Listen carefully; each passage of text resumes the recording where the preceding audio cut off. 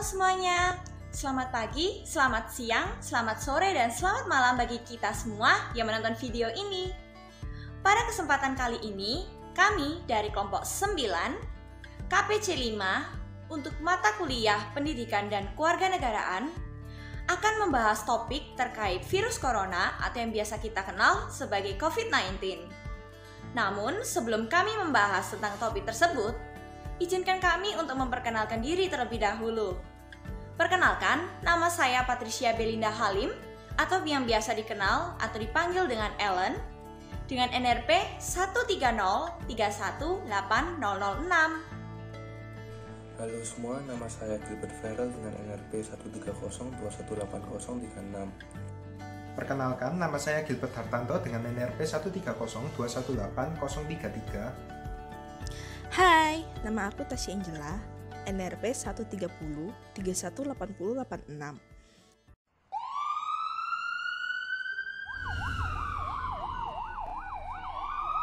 It has the highest COVID-19 mortality rate in Asia, hovering at around 8 to 9%. Indonesia also has the most number of coronavirus deaths in the region, second only to China. Total COVID-19 di Indonesia adalah 287.008, di mana total kematiannya adalah 10.740 dan total kesembuhannya adalah 215.000. Pada daerah Jawa, tepatnya Jawa Timur, terdapat 43.744 kasus dengan total kesembuhan 37.058 dan kematian 3.192. Di Jawa Timur ini, kota yang paling banyak kasusnya adalah Surabaya, di mana kasusnya adalah sebanyak 14.328 dengan total kesembuhan 12.731 dan kematian sebanyak 1.064. Pemerintah Indonesia menerapkan kebijakan pembatasan sosial berskala besar di beberapa wilayah guna mengurangi penyebaran virus lebih lanjut. Tapi penerapan PSBB tidak bisa terus dilakukan karena akan menyebabkan perekonomian di Indonesia akan mengalami keterpurukan terus-menerus. Maka dari itu, beberapa daerah di Indonesia sudah mencabut kebijakan PSBB dan kota Jakarta sendiri sudah memasuki masa PSBB transisi. Namun, ternyata pencabutan kebijakan PSBB menyebabkan jumlah kasus COVID mengalami kenaikan yang lebih besar daripada PSBB sebelumnya, dan bahkan Jakarta kembali menjadi penyumbang terbesar jumlah kasus baru COVID-19. Pemerintah Indonesia pun akhirnya menerapkan PSBB kedua untuk wilayah DKI Jakarta sampai dengan tanggal 11 Oktober 2020. Nah, mungkin di benak kita muncul pertanyaan, mengapa COVID-19 di Indonesia saat ini terus mengalami peningkatan dan bahkan hingga 29 September kemarin telah mencapai 4.002 orang yang terkonfirmasi terkena kasus COVID-19 ini. Apa sih yang menjadi penyebab dari peningkatan COVID-19 ini? Nah, kali ini kami akan mengulas seputar pertanyaan yang mungkin sering diajukan oleh para masyarakat di Indonesia dan hasil dari wawancara kami terhadap salah satu dokter yang menangani kasus COVID-19 ini. Untuk mengetahui kondisi COVID-19 di Surabaya lebih lanjut, maka kami telah terhubung dengan dokter spesialis patologi klinik yaitu Ibu Yanti Trihapsari. Selamat malam Ibu, kita langsung saja untuk masuk ke sesi pertanyaannya ya. Seperti yang telah Anda ketahui, akhir-akhir ini COVID-19 naik drastis. Menurut Anda, apa yang menyebabkan hal ini terjadi?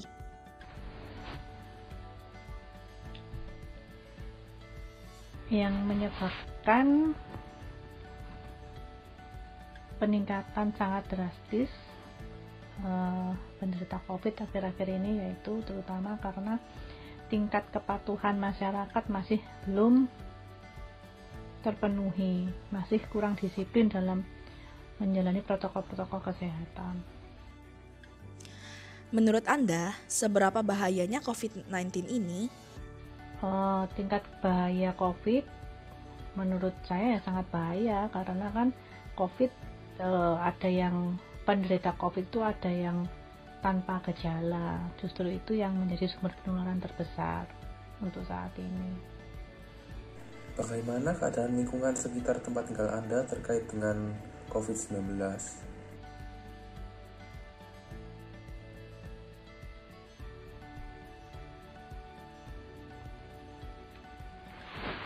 Kondisi COVID di lingkungan sekitar tempat tinggal kami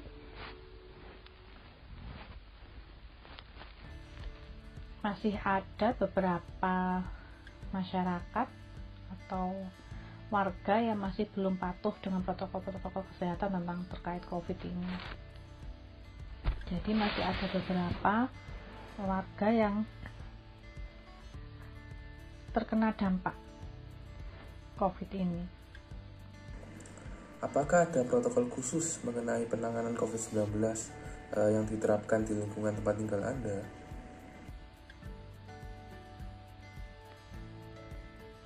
Protokol khusus terkait COVID yang diterapkan di lingkungan tempat tinggal sama seperti protokol tentang COVID di lingkungan lainnya, yaitu wajib memakai masker, menjaga jarak, dan sering cuci tangan. Menurut Anda, seberapa besar tingkat ketertiban masyarakat dalam mengikuti protokol kesehatan?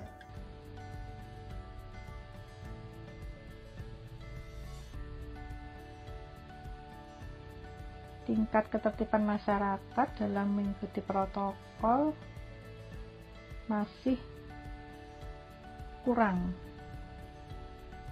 disiplin. Kalau direntang dari angka 1 sampai 10, kira-kira di kisaran angka berapa? Mungkin kalau dinilai skornya masih 7. Kemudian menurut Anda, apa yang bisa dilakukan oleh masyarakat sekitar agar wilayahnya tidak terkena PSBB lagi seperti yang terjadi pada Jakarta? Yang harus dilakukan masyarakat agar tidak terjadi PSBB lagi seperti di Jakarta, ya harus benar-benar mematuhi protokol kesehatan terkait protokol COVID. Menurut Anda, seberapa bahaya bagi garda depan seperti cleaning service, Gojek, kemudian dokter dalam menghadapi pandemi ini? Dan mengapa? Seberapa bahaya bagi garda depan seperti CS, Gojek, dokter, dan lainnya dalam menghadapi ini? Menurut saya ya sangat berbahaya, karena mereka ini ada di garda depan dan sangat frekuensinya sangat sering kontak dengan penderita-penderita COVID. Selanjutnya, apakah sebagai seorang dokter nih, Ibu punya pesan untuk masyarakat sekitar ataupun kepada satgas-satgas COVID-19? Pesan untuk masyarakat ya harus benar-benar patuh untuk mengikuti protokol terkait COVID.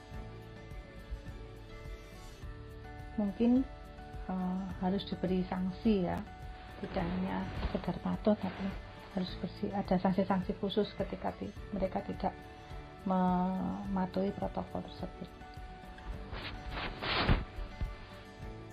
Oke, terima kasih atas waktunya Bu Dr. Yanti. Dapat kami simpulkan bahwa perlunya kesadaran yang tinggi dari tiap-tiap individu masyarakat untuk bisa mentaati atau mematuhi anjuran yang diminta oleh pemerintah ataupun dari orang-orang yang berada di garda depan dalam kasus ini untuk bisa memutus rantai penyebaran COVID-19 di Indonesia. Adapun pesan terakhir yang kami dapat sampaikan kepada kalian semua yang menonton video ini, stay safe, stay healthy, and stay at home.